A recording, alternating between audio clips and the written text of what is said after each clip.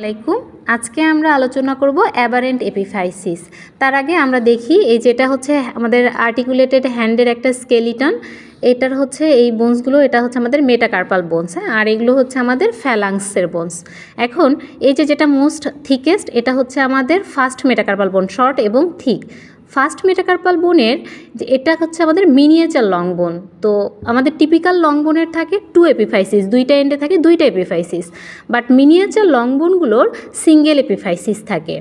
First metacarpal বোনসের এর এপিফাইসিসটা থাকে বেজের দিকে, আর রেস্ট যতগুলো মেটাকার্পাল বোন আছে এদের এপিফাইসিস থাকে হেডের দিকে, ঠিক আছে, ডিস্টালি।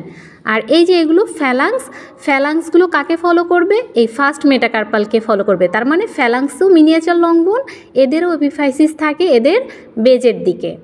এখন আসি হোয়াট ইজ অ্যাবারেন্ট এপিফাইসিস। তাহলে আমরা ফার্স্টে কী জেনেছিলাম? ফার্স্ট মেটাকার্পালের এপিফাইসিস ছিল বেজের দিকে।